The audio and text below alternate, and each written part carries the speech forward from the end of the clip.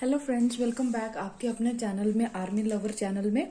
तो आप लोगों को जैसे पता ही है, हम लोगों ने इंग्लिश की सीरीज शुरू की हुई है जिसमें हम लोगों ने ग्रामर का जो हमारे पार्ट्स हैं, नाउन, प्रोनाउन, एडजेक्टिव्स, और अभी हम लोगों का जो नया टॉपिक शुरू हुआ है वो है वर्ब। वर्ब में हम लोगों ने जो है एक वीडियो ऑलरेडी हमारी पार्ट 1 जो है अपलोड हो चुकी है।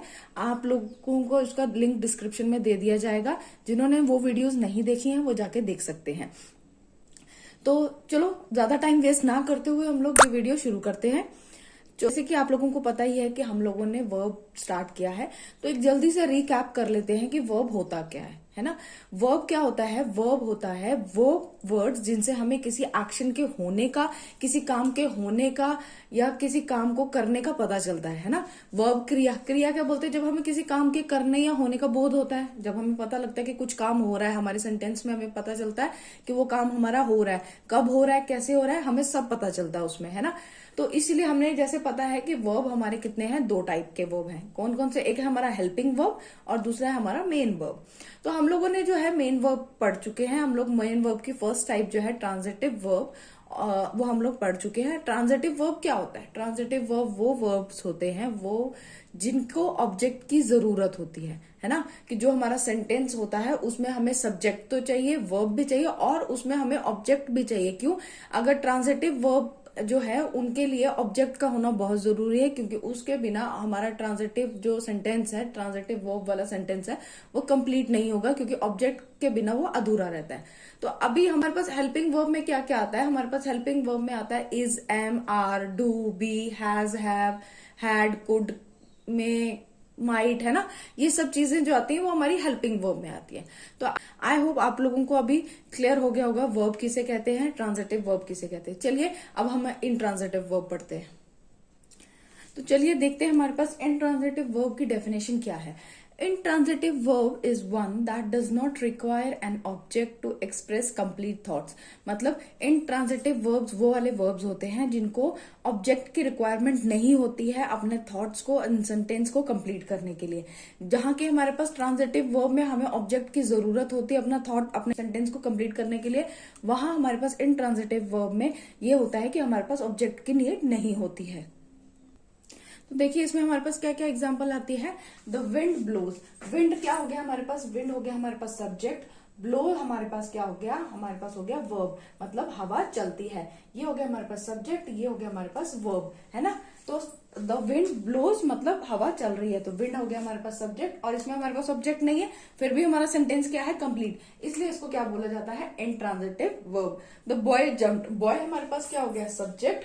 जंप मतलब उसने कुछ काम किया, वर्ब। तो हमें पता चल गया कि बॉय ने क्या किया, बॉय ने जंप किया है, तो इसके लिए हमें ऑब्जेक्ट की जरूरत नहीं पड़ी, फिर भी हमारा सेंटेंस कंप्लीट हो गया। वैसे ही हमारे पास एक और एग्जांपल आती है, the little boy cries. Little boy क्या हो गया हमारे पास? सब्जेक्ट हो गया। क्राई क्या हो गया हमारे पास? वर्ब हो गया कि एक छोटा बच्चा रो रहा है ना। तो इसमें अभी हम लोगों को ऑब्जेक्ट की जरूरत नहीं पड़ी, फिर भी हमारा सेंटेंस कंप्लीट है।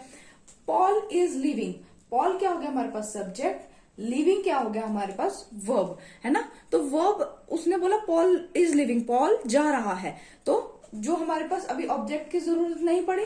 तो ये सारे वर्ड्स जो ऐसे सेंटेंस होते हैं वो हमारे इनट्रांजिटिव वर्ब में आते हैं।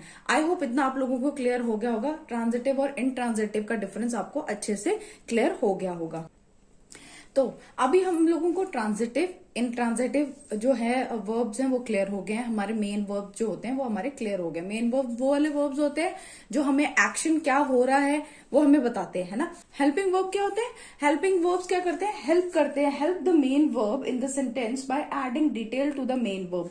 मतलब वो हेल्प करते हैं सेंटेंस में मेन वर्ब की, उसके बारे में और डिटेल्स ऐड करते हैं मेन वर्ब के बारे में, ठीक है। उसके बाद हमारा आता है, हम लोग देख लेते हैं इसकी 2 टाइप्स होती हैं। प्राइमरी वर्ब्स, जिनको हम लोग क्या बोलते हैं? इनको हम लोग ऑक्सिलरी वर्ब्स भी बोलते हैं। ऑक्सिलरी वर्ब्स क्या करते हैं? ऑक्सिलरी वर्ब्स क्या करते हैं? एक्सप्रेस करते हैं टेंस, मतलब टाइम। टेंस का मतलब क्या होता है? टाइम। सेंटेंस में कौन से टाइम में हुआ, कैसे हुआ, है ना, ये सब हमें प्राइमरी वर्ब्स बताते हैं। और जो हमारी सेकेंड टाइप है वो हमारी है मॉडल्स, जैसे can, could, might, may, will, would, shall, should, must, ought to, और तो ये जो वर्ड्स होते हैं हमारे मॉडल्स हैं, ये भी हमारे हेल्पिंग वर्ब का काम करते हैं। तो आज जो हम लोग टॉपिक पढ़ेंगे वो है हमारा प्राइमरी वर्ब्स और ऑक्सिलरी वर्ब्स। ये कहाँ यूज होते हैं, कैसे यूज होते हैं, ये मैं आपको अच्छे से समझा दूंगी। ऑक्सिलरी वर्ब्स क्या करते हैं, एक्सप्रेस करते हैं वर्ब का टेंस, मतलब उसका समय कि वो कब हुआ, कैसे हुआ, है ना। तो उस सेंटेंस में हमें वो वर्ब जो हमारा एक्शन हुआ है वो कब हुआ है, वो हमें ऑक्सिलरी वर्ब जो है, हेल्पिंग वर्ब है, वो हेल्प करते हैं। तो पता है होना, होना मतलब टू बी, किसी चीज का होना, ठीक है। अभी गर्मियां हो रही हैं, हाँ जी हो रही हैं, है ना। जैसे तुम्हारा घर वहां पे है, हाँ जी है ना। किसी चीज का होना, होने का मतलब आपका कि कोई चीज प्रेजेंट होना, है ना। उस चीज को हम लोग बी में लेते हैं। किसी चीज का होना, किसी काम का होना, किसी भी चीज, किसी थिंग का होना, किसी काम का होना, है ना, उन सबको हम लोग बी में लेते हैं। बी हो गया हमारा होना, किसी चीज का होना, ठीक है। होने में हमारे पास बी के आगे, अभी देखो आप लोग, ये है ना कि हर चीज की, किसी चीज का होने के लिए हम लोग हमेशा बी यूज नहीं कर सकते, ठीक है। हम लोग हमेशा बी यूज नहीं कर सकती। अगर मुझे लिखना है मैं दुखी हूं, ठीक है, तो मैं इंग्लिश में कैसे लिखूंगी उसको, आई बी सैड। बी का मतलब तो होना होता है, आई बी सैड, पर ये इंग्लिश में सेंटेंस तो बना नहीं उसका, है ना। आई बी सैड हो नहीं सकता, तो उसके लिए हमें क्या यूज करना है, वही जो आगे आता है हमारे पास बी की फॉर्म्स आती हैं। जो ऑक्सिलरी वर्ब में हमारे पास जो बी में होने के लिए हमें किसी चीज का दिखाना है कि वो चीज है, उसके लिए भी हमारे पास आगे फॉर्म्स है। कौन कौन सी है, इज है, एम है, आर है, वॉज है, वर है, बी है, बीइंग है ना। ये सब चीजें किसको दर्शाती, कोई चीज का होना। इज एम आर जो है वो हमारा इज किसके साथ यूज होता है, मैं आपको बताऊंगी आगे। इज किसके साथ यूज होगा, एम किसके साथ यूज होगा, है ना। वैसे हमारे पास ऑक्सिलरी वर्ब में सेकंड जो है वो है हमारा हैव, किसी चीज का होना। हैव जो है हमारा, वो हैव का क्या है, हमारा परफेक्ट टेंस में यूज होता है। कहाँ यूज होता है, हमारा परफेक्ट टेंस में। फिर हमारे पास डू में आता है, जो डू है वो हमारा किसी चीज का करना, कोई भी काम करना, है ना। डू, डज, डिड, ये सब चीजें ये डू की फॉर्म्स हैं। हैव, हैज, हैड, हैविंग, ये सब हैव की फॉर्म है। और is, am, are, was, were, being, ये सब बी की फॉर्म है। तो इनको हम लोग और डिटेल में पढ़ेंगे कि ये is, am, are, was, were, being कहाँ यूज होता है, हैज, हैव, हैड कहाँ यूज होता है, डू, डज, डिड कहाँ यूज होता है। तो अभी देखते हैं बी का मतलब मैंने आपको क्या बताया, किसी चीज का होना, ठीक है, किसी चीज का होना। अभी हम देखते हैं इज कहाँ यूज होता है। जो हमारा इज है ना वो सिंगुलर चीज के साथ यूज होता है, पर उन सिंगुलर सेंटेंस के साथ यूज होता है जिसके साथ प्रेजेंट, जो प्रेजेंट में होते हैं।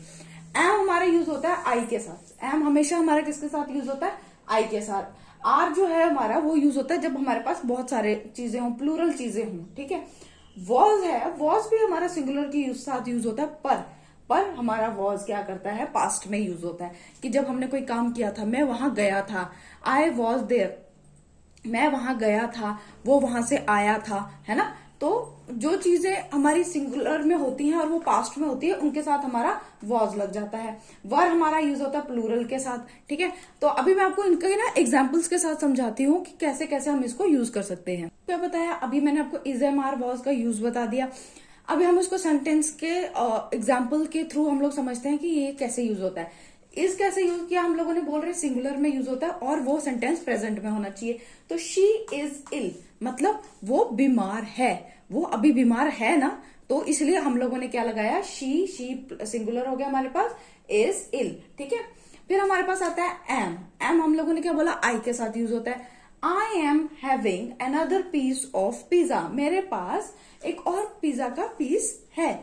फिर आता है हमारे पास आर। आर हम लोगों का कहाँ यूज होता है, आर हम लोगों का यूज होता है प्लूरल्स के साथ। We are planning a classic picnic, हम लोग एक क्लासिक पिकनिक प्लान कर रहे हैं। हम लोग मतलब बहुत सारे लोग हैं वो। वॉज कहाँ यूज होता है, हमारा सिंगुलर यूज होता है, पर हमारा कहाँ यूज होता है, पास्ट के साथ। He was in the garden, वो कहाँ था, वो गार्डन में था।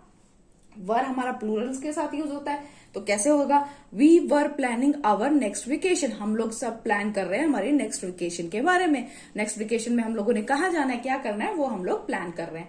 तो आई होप इन एग्जाम्पल्स के थ्रू आप लोगों को समझ आ गया होगा कि हम लोगों को इज, एम, आर, वॉज, वर कैसे यूज करते हैं, कहाँ यूज करते हैं, है ना। आई होप इतना तो आपको क्लियर हो गया होगा कि इज एम आर कहाँ यूज होते, कैसे यूज होते। मैं आपको 3 रूल्स ऐसे बता रही हूं जहां पे इज एम आर मतलब जो हमारे प्रेजेंट टेंस वाले हैं, जो वर्ड्स हम लोग इज कहाँ यूज करते हैं सिंगुलर में, पर प्रेजेंट में। आई एम कहाँ यूज करते हैं, प्रेजेंट में। आर कहाँ यूज करते हैं, प्रेजेंट में, है ना। तो जो चीजें हमारी प्रेजेंट में आती हैं उनको हम लोग कहाँ यूज कर सकते हैं, जब हमें किसी चीज को to show state of existence, जब हमें किसी चीज की एग्जिस्टेंस बतानी, किसी चीज के होने का बताना है, तो हम लोग क्या यूज करते हैं, सब्जेक्ट यूज करते हैं सेंटेंस में, इज एम आर यूज करते हैं, और हमारा क्या लगता है, ऑब्जेक्ट लगता है। ठीक है। जब फिर हम लोगों का सेकंड जो रूल है present continuous tense, present continuous tense में क्या होगा आपका कि आपका काम अभी जो चल रहा है ना वो आगे तक चलता रहेगा। प्रेजेंट मतलब अभी, कॉन्टिन्यूअस मतलब आगे तक, और टेंस मतलब टाइम जो है आपका काम जो अभी चल रहा है वो आगे तक चलता रहेगा। तो क्या होगा आपका सब्जेक्ट होगा, इज एम आर कुछ भी हो सकता है, और उसके साथ आईएनजी लगेगा, और आपका क्या होगा, ऑब्जेक्ट होगा। फिर जो थर्ड है हमारा वो है हमारा पैसिव वॉइस। पैसिव वॉइस में क्या होता है आपका, आपको इतना तो पता होना चाहिए पैसिव वॉइस क्या होती है। पैसिव वॉइस ये होती है कि जो हमारा ऑब्जेक्ट होता है सेंटेंस में वो सब्जेक्ट की जगह ले लेता है ना। तो इसमें भी यही होगा, इज एम आर यूज होगा, प्लस हमारी वर्ब की जो है वो थर्ड फॉर्म यूज होगी। क्या यूज होगी, हमारी वर्ब की थर्ड फॉर्म यूज होगी। तो आई होप इतना तो आपको क्लियर हो गया कि जो हमारा इज एम आर है, जो हमारे प्रेजेंट टेंस का है, वो कैसे यूज होगा। हमें जब किसी चीज की स्टेट बतानी है कि हमारा वो चीज एग्जिस्ट करती है, वो चीज है, तो उसमें हम लोगों को subject plus is am are लग जाएगा। प्रेजेंट कॉन्टिन्यूस टेंस होगा, subject plus is am are लग जाएगा, प्लस आईएनजी लग जाएगा, है ना। पैसिव वॉइस जब आती है, मतलब जब इज एम आर के साथ आपकी थर्ड फॉर्म ऑफ वर्ब लगेगी, तब आपका वो इज एम आर लग जाएगा। हमें समझ जाना चाहिए कि इसके साथ इज एम आर लगा है, ये ऑक्सिलरी वर्ब्स हैं, है ना। तो आई होप तो इतना तो क्लियर हो गया होगा आपका। हाँ, अभी आप लोग बोल रहे होंगे इज एम आर का तो बता दिया, वॉज और वर्ब का कब बताओगे। तो वॉज और वर्ब का भी सेम है, बस वॉज और वर्ब में क्या होगा, हमारे पास ऑक्सिलरी वर्ब के वॉज और वर है, उसमें हमारे पास सेम रूल्स फॉलो होते हैं, पर उसमें हमारा क्या लग जाता है, वॉज और वर लग जाता है। किसी चीज का होना, कोई चीज हुई थी, कोई चीज होगी, है ना, बहुत मतलब कोई चीज होगी नहीं, जो चीज हो चुकी है उसके साथ हमारा वॉज और वर्ब लगता है। प्रेजेंट कॉन्टिन्यूस की जगह हमारे पास लग जाएगा पास्ट कॉन्टिन्यूस, मतलब पास्ट में कोई काम हो रहा था और वो अभी तक हो रहा है। पैसिव वॉइस में भी हमारा वॉज और वर्ब यूज होगा। पैसिव वॉइस में भी हमारा जहां जैसे हम लोग इज एम आर यूज करते थे, वॉज और वर्ब के साथ, वर्ब के साथ हमारा थर्ड फॉर्म यूज होगा। आई होप आपको ऑक्सिलरी वर्ब्स के जो फॉर्म्स हैं वो आपके क्लियर हो चुके होंगे। अभी हम लोग जो नेक्स्ट वीडियो में हम लोग इसके मॉडल्स पढ़ेंगे, जो हम लोगों को एज अ वर्ब हम लोग यूज करते हैं, हेल्पिंग वर्ब यूज करते हैं। तो इस चैनल पे नए हैं, प्लीज सब्सक्राइब कीजिए, लाइक कीजिए और ज्यादा से ज्यादा शेयर कीजिए। Thank you.